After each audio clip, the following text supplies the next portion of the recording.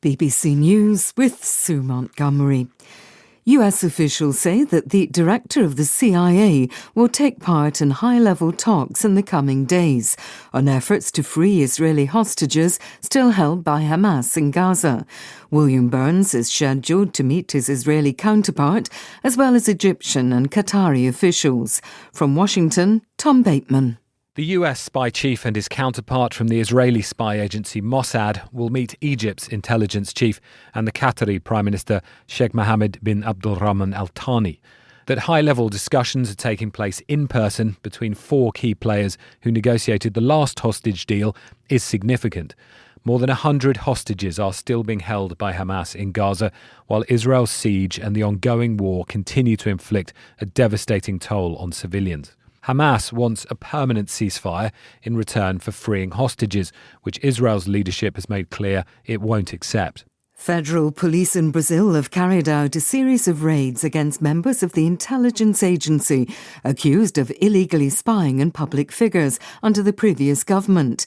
They're alleged to have targeted politicians and Supreme Court judges seen as hostile to the former right-wing president, Jair Bolsonaro. He's denied any wrongdoing. Here's Leonardo Rocha.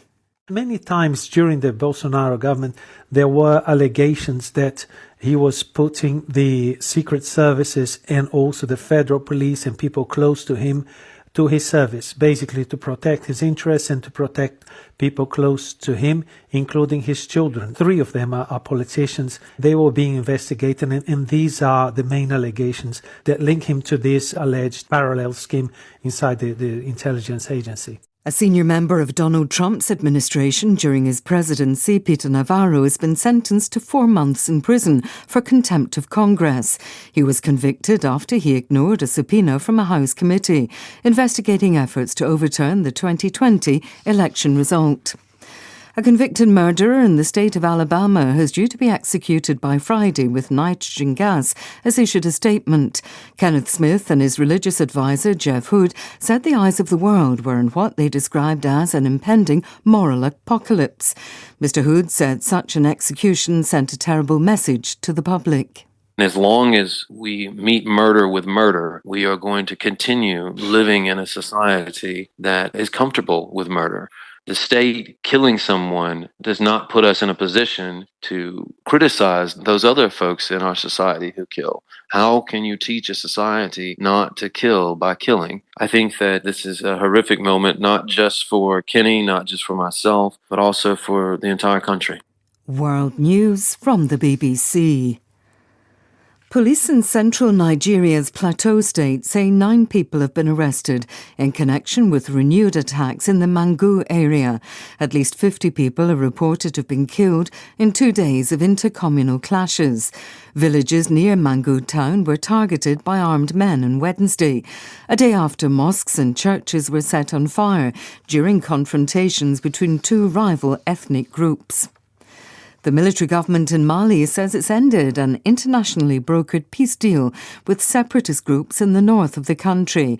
It blamed the other signatories for not abiding by their commitments, but also what it called hostile acts by the deal's chief mediator, Algeria. A painting by the Austrian artist Gustav Klimt that was believed lost for the last 100 years has been found in Vienna. Portrait of Fräulein Lieser once belonged to a wealthy Jewish family. It's now being put up for auction on behalf of the owners and the legal successors of the Lieser family. Here's Bethany Bell. The painting of a dark-haired young woman wearing a floral cape against a red-orange background was last seen in public in 1925, according to the auction house. It's a portrait of one of the Lieser family, who were wealthy Jewish industrialists in Vienna. One of them, Lily Lieser, was a patron of the arts who was killed in the Holocaust. The auction house said the fate of the painting after 1925 was unclear. The family of the current owners have had the painting since the 1960s. Scientists in Poland say hermit crabs, which normally use discarded snail shells as their armour, are increasingly using plastic waste instead. The researchers studied photographs in image libraries, photo-sharing sites and social media. They say 2/3 of hermit crab species have been pictured in shells made of rubbish. BBC News.